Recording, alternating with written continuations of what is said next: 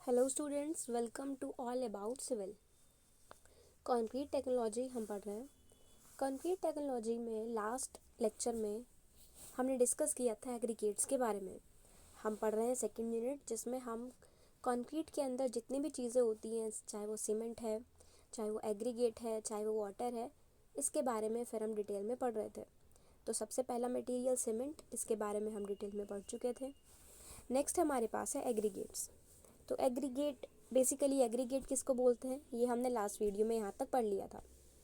आज हम पढ़ेंगे कि एग्रीगेट को हम कैसे डिवाइड करते हैं अलग अलग कैटेगरीज में, चाहे तो हम साइज़, शेप, यूनिट वेट। अब साइज़ क्या है, कैसा आकार है, यूनिट वेट क्या है, इन सब चीज़ों के बेसिस पे हम अलग अलग एग्रीगेट्स को क्लासीफाई कर देते हैं, अलग अलग कैटेगरी में डिवाइड कर देते हैं।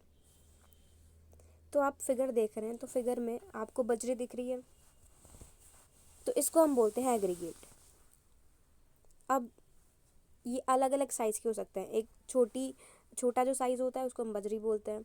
अब जो बड़े पत्थर हैं, जैसे आप रेलवे स्टेशन जाते हैं, तो रेलवे स्टेशन में जब आप ऑब्ज़र्व करोगे, जो ट्रेन जिस पर चलती है, तो स्लीपर्स के ऊपर एक पत्थर पत्थर पड़े होते हैं, तो वो पत्थर का साइज़ इससे बजरी से बड़ा होता है। तो ये सब चीज़ें, इनको हम एग्रीगेट्स बोलते हैं। अब इनको क्लासीफाई कैसे कर रहे हैं कि कितने साइज़ से कितने साइज़ तक हम कौन सा एग्रीगेट बोलेंगे, और अगर अलग अलग शेप है तो हम उसको कैसे डिवाइड कर रहे हैं। तो हम ये सब कुछ एग्रीगेट के बारे में पढ़ेंगे, क्योंकि एग्रीगेट के हमारे पास बहुत सारी क्वालिटी है। बहुत छोटे पार्टिकल से लेकर बड़े पार्टिकल तक, फिर अलग अलग अगर साइज़ के बाद शेप की बात करें तो कोई राउंड है, कोई फ्लैट है, चपटा है। तो इस तरीके से अलग अलग तरीके के एग्रीगेट्स हो सकते हैं। तो अब उनको जानने के लिए कि कौन सा एग्रीगेट हमें कहाँ पर यूज़ करना है, तो हमें उनके बारे में पता होना चाहिए। जब हमें एग्रीगेट्स के बारे में पता होगा, तब हम उनको कहाँ पर कैसे यूज़ करना है, तब हम ये पता कर पाएंगे। तो फिगर में आपको एग्रीगेट्स दिख रहे हैं। तो एग्रीगेट्स के बाद पढ़ते हैं हम classification of aggregates. The classification of aggregate is generally based on their geological origin, size, shape, unit weight, etc. अब जो क्लासिफिकेशन होती है एग्रीगेट की, यानी कि कैसे हम अलग अलग कैटेगरी में एग्रीगेट को डिवाइड कर लेते हैं, तो ये कुछ चीज़ों पर बेस्ड है। जैसे कि जियोलॉजिकल ओरिजिन। जियोलॉजिकल ओरिजिन का मतलब है कि एग्रीगेट्स कहाँ से बन रहे हैं। जैसे कुछ चीज़ें रॉक से बन रही हैं, जैसे सैंड है तो वो रिवर में नीचे सेटल हुआ हमें मिलता है, यानी कि वो अर्थ पर हमें कहाँ किस फॉर्म में मिलते हैं, किस रूप में मिल रहे हैं। तो जब हम ये पढ़ते हैं तो ये सब क्लासिफिकेशन आती है जियोलॉजिकल ओरिजिन में, यानी कि उनका ओरिजिन, उनकी शुरुआत कैसे हुई। फिर साइज़ के बेसिस पर कि अब साइज़ कैसा है, बहुत छोटे पार्टिकल्स हैं, बहुत बड़े पार्टिकल्स हैं, या मीडियम रेंज वाले हैं।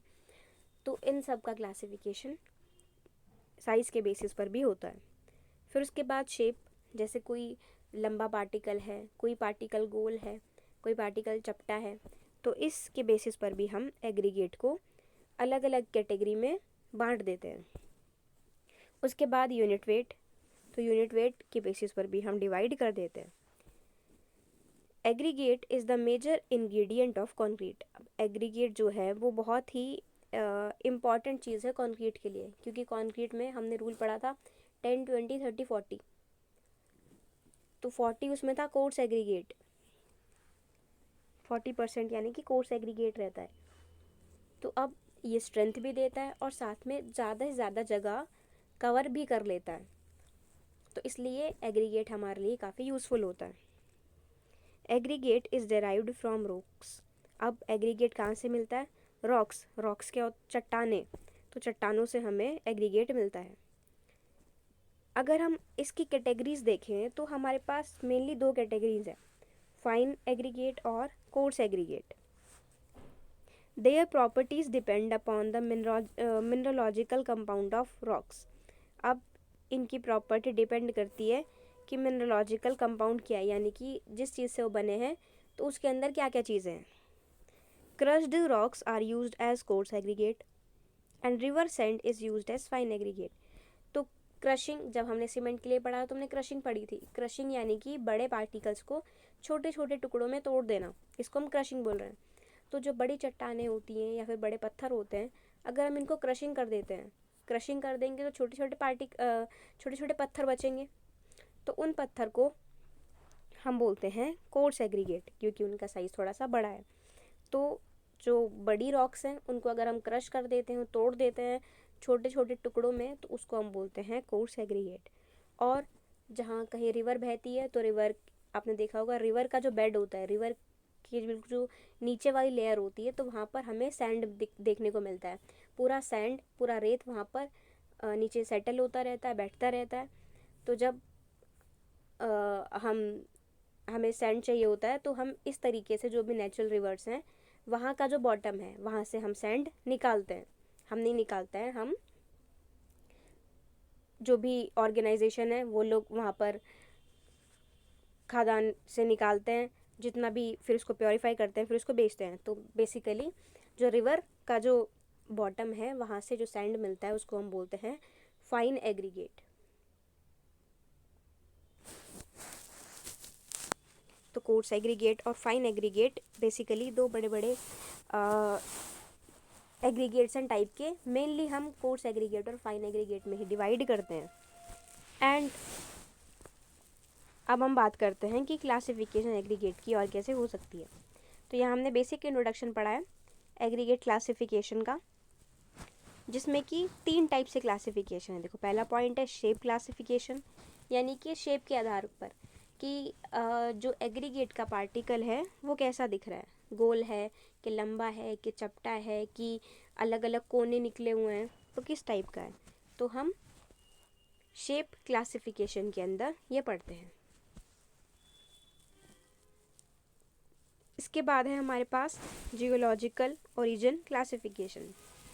जियोलॉजिकल ओरिजिन मतलब कहाँ से हमें वो एग्रीगेट मिल रहे हैं. जैसे सैंड के लिए हमने देखा रिवर का जो बिल्कुल बेस होता है, बॉटम होता है, तो वहाँ से हमें रेत मिल जाता है, तो वहाँ उसका क्लासिफिकेशन हुआ, ओरिजिन हुआ. तो ओरिजिन के बेसिस पर कि हमें कहाँ से एग्रीगेट्स मिल रहे हैं. फिर इसके बाद यूनिट वेट क्लासिफिकेशन, और फिर हम यूनिट वेट के आधार पर भी एग्रीगेट को अलग अलग कैटेगरी में बांट देते हैं. तो ये बेसिक क्लासिफिकेशन, इसको आप यहाँ से पढ़ लो, और हिंदी में मैंने आपको सारा एक्सप्लेन यहाँ से कर दिया है.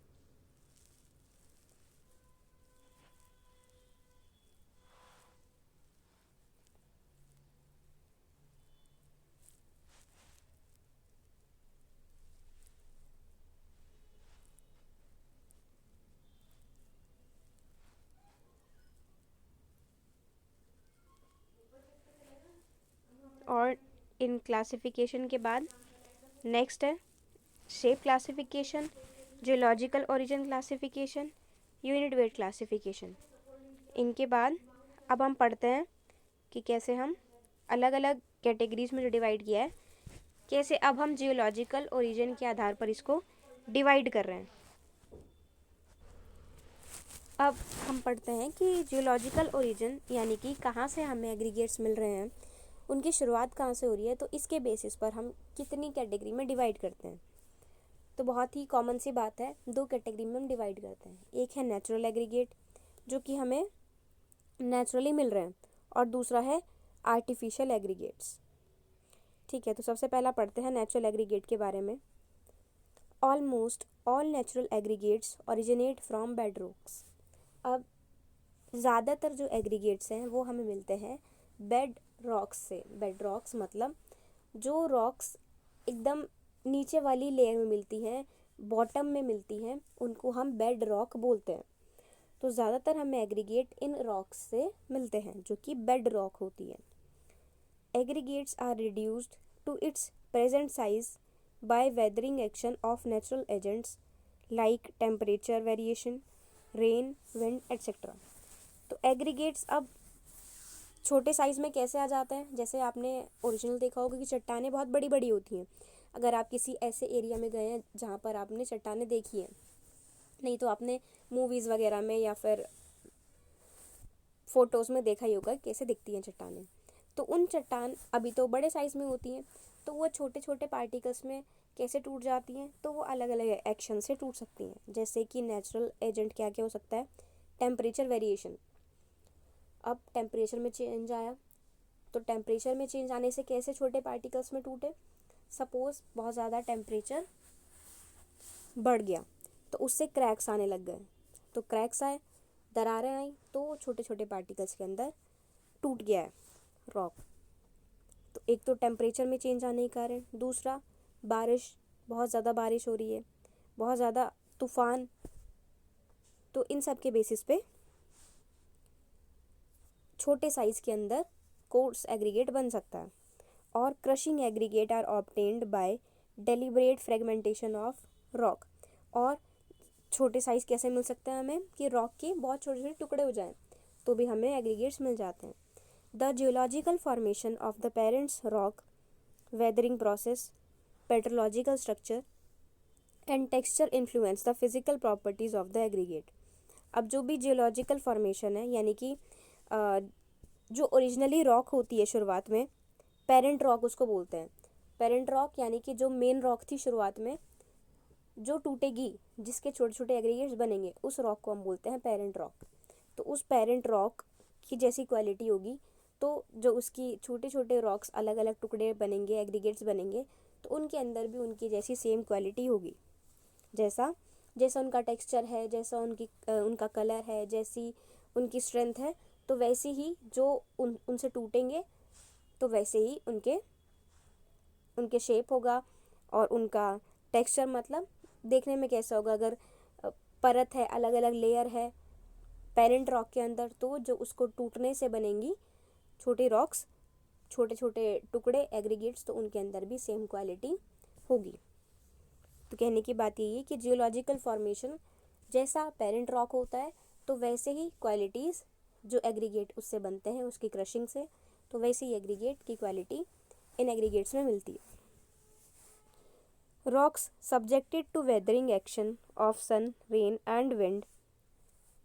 अब रॉक के ऊपर धूप पड़ती है, बारिश आती है, हवा लगती है, तो इनसे क्या होता है, इनसे ही अलग अलग टुकड़ों में टूटते हैं। This weathering continues to transport and deposit the product of weathering in the ocean bed. अब इस वेदरिंग से, जैसे धूप पड़ रही है, बारिश हो रही है और हवा लग रही है, तो ये सब क्या है, वेदरिंग एक्शन है, मौसम का एक्शन है ये। तो इस वेदरिंग एक्शन से क्या होगा, जो रॉक्स हैं वो ट्रांसपोर्ट भी हो जाएंगी। सपोज बहुत ज़्यादा बारिश हुई, तो अब जितने भी छोटे छोटे टुकड़े होंगे वो सब पानी के साथ बहना शुरू कर देंगे, तो यहाँ से ट्रांसपोर्टेशन भी हो गया। आपने देखा ही होगा कि जब बारिश होती है और बहुत ज़्यादा बारिश होती है, तो अपने साथ पानी छोटी छोटी चीज़ों को अपने साथ बहा के ले जाने लगता है। तो सेम चीज़ यहाँ पर भी होती है कि ये जो रेन है, सन है, विंड है, ये अपने साथ ट्रांसपोर्टेशन कर लेते हैं और ये जो प्रोडक्ट है इन सबको इकट्ठा करके एक जगह पर ले जाते हैं, where they cemented together by carbonaceous, siliceous और आर्जिलेशियस मटेरियल। अब सब इकट्ठा हो जाते हैं एक जगह। सपोज कहीं पर एक बड़ा पत्थर था, तो उससे आगे नहीं बढ़ पाए, तो सब वहीं इकट्ठे होते गए, तो अब वो कार्बोनेशियस भी हो सकता है, यानी कि कार्बन भी वहाँ पर बहुत ज़्यादा अमाउंट में हो सकता है, फिर सिलिका बहुत ज़्यादा अमाउंट में हो सकता है, या फिर एल्यूमिना। ठीक है, तो कार्बोनेशियस, सिलिशियस और आर्जिलेशियस कुछ ही मटेरियल वहाँ पर हो सकता है। The cemented material gets subject to the static pressure of overburden and become sedimentary rock. तो अब ये जो मटेरियल है इस पर प्रेशर लगता रहता है बहुत टाइम तक, तो ये सेडिमेंट्री रॉक बन जाता है और सरफेस पर हमें मिल जाता है। तो अलग अलग परत परत, क्योंकि एक लेयर आई, फिर पानी के साथ दूसरी लेयर आई, फिर तीसरी लेयर आई, तो ऐसे सेडिमेंट्री रॉक बन जाती हैं जिसमें स्ट्रेटिफाइड अलग अलग परत की लेयर बन जाती है। तो कहने की बात बेसिकली ये है कि जो भी नेचुरल तरीके से हमें मिल रही हैं, अब इन रॉक्स में हमने जाके नहीं तोड़ा है, इनको वहाँ पर ब्लास्ट नहीं कराया हमने नॉर्मल फिनोमिना देखा है कि जब या तो बारिश के एक्शन से, या फिर धूप के एक्शन से, या हवा के एक्शन से कोई भी बड़ी रॉक छोटे छोटे पार्टिकल के अंदर टूटती है, तो उसको हम नेचुरल एग्रीगेट बोलते हैं। अब वो किन्हीं भी तरीके से बन सकती है, चाहे इनके साथ बह के किसी एक जगह इकट्ठा हो सकते हैं और लेयर पर लेयर बन सकते हैं, या फिर बहकर किसी और जगह जा सकती है। तो ये कोई भी तरीका हो सकता है।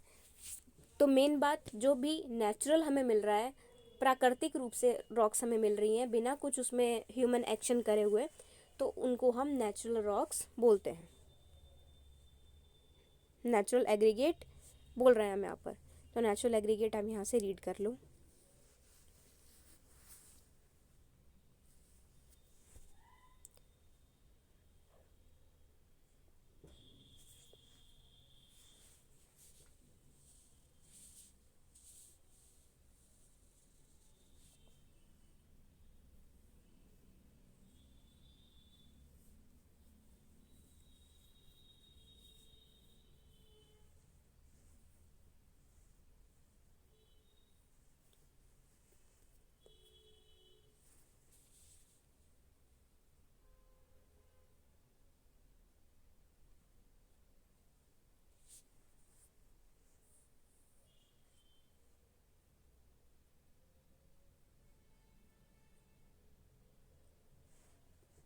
तो जो भी नेचुरल तरीके से एग्रीगेट्स बन रहे हैं उनको हम बोलते हैं नेचुरल एग्रीगेट। नेचुरल कैसे होगा? एयर, विंड, टेम्परेचर, इन तीनों में चेंज आने से और इन तीनों के होने से जो भी बड़ी रॉक्स टूटकर छोटे एग्रीगेट में कन्वर्ट हो रही हैं, एग्रीगेट्स में बदल रही हैं टूटकर या फिर इकट्ठा होकर, तो उनको हम नेचुरल एग्रीगेट्स बोल रहे हैं। ओके, नेक्स्ट देखते हैं artificial aggregate. The first type of artificial aggregate obtained by the application of heat in order to expand clay, shale, slate, perlite, vermiculite। तो पहला टाइप का आर्टिफिशियल एग्रीगेट कैसे बना था? हमने clay, shale, slate, perlite, vermiculite इन सबको मिलाकर हीट करना शुरू कर दिया था। तो इसको एक किल्न के अंदर, एक भट्टी के अंदर हीट करना शुरू किया और टेम्परेचर रखा वहाँ पर 1000 डिग्री से 1200 डिग्री सेल्सियस तक। अब ये मटेरियल एक्सपेंड हुआ और इसमें से गैसेस भी निकली और इसके बाद एक वहाँ पर स्ट्रक्चर तैयार हुआ, उसको ठंडा किया गया। तो हमने इस मटेरियल को अलग अलग छोटे छोटे पार्टिकल्स में तोड़कर छोटे एग्रीगेट्स बना लिए। सुटेबल साइज़, अब हमें जो भी साइज़ यहाँ पर चाहिए था उसको हमने सुटेबल साइज़ में कन्वर्ट कर लिया। अब ये तो हमारा काम है, हमें जो साइज़ चाहिए हम उसमें से उसको बना सकते हैं, क्योंकि ये आर्टिफिशियल एग्रीगेट है, हम खुद से कंस्ट्रक्ट कर रहे हैं।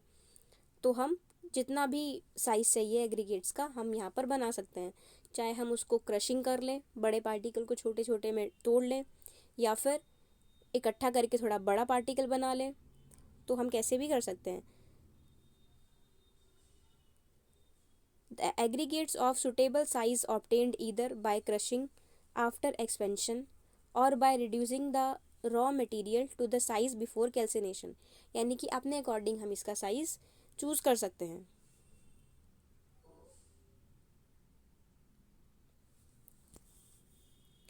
These aggregates are having lower water absorption। अब ये जो एग्रीगेट्स हैं इनमें पानी एब्जॉर्ब करने की, पानी अपने अंदर लेने की क्षमता थोड़ी कम होती है। And produce concrete of higher workability. अब कॉन्क्रीट ये हायर वर्केबिलिटी होती है कॉन्क्रीट की, कि कॉन्क्रीट को हैंडल करने में हमें जो आसानी है तो उसको हम बोलते हैं वर्केबिलिटी। तो वर्केबिलिटी कैसी है कॉन्क्रीट की, ये हम यहाँ से देखते हैं।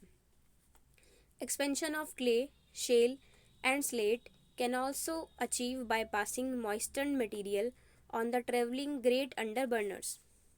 तो हम कैसे भी उसका एक्सपेंशन करा सकते हैं। तो कहने की बात यहाँ पर यह है कि आर्टिफिशियल एग्रीगेट्स वो एग्रीगेट्स होते हैं जो कि हम खुद से बना लेते हैं, जैसे क्ले, शेल, स्लेट, परलाइट, इन सबको मिला के हमने हीटअप कर लिया 1000 डिग्री से 1200 डिग्री सेल्सियस पर, और फिर इस मटेरियल को ठंडा करा दिया, कूल करा दिया, और इसके बाद हमें जिस भी शेप साइज का एग्रीगेट चाहिए हम यहाँ से वो ले सकते हैं। उस शेप और साइज़ का एग्रीगेट हम बना देते हैं। तो अगर हम खुद से बना रहे हैं तो हम उसको बोलते हैं आर्टिफिशियल एग्रीगेट्स। वर्केबिलिटी ज़्यादा होती है और वाटर एब्जॉर्प्शन कैपेसिटी इसमें कम होती है। तो आप इसको यहाँ से रीड कर लो।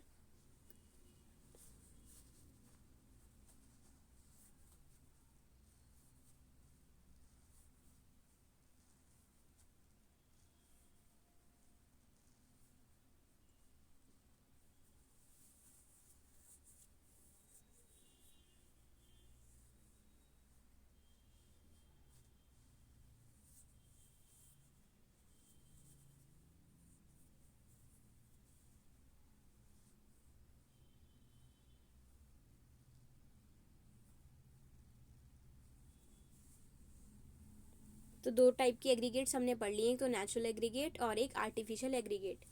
ये है जियोलॉजिकल ओरिजिन, यानी कि हमें एग्रीगेट्स कैसे मिल रहे हैं।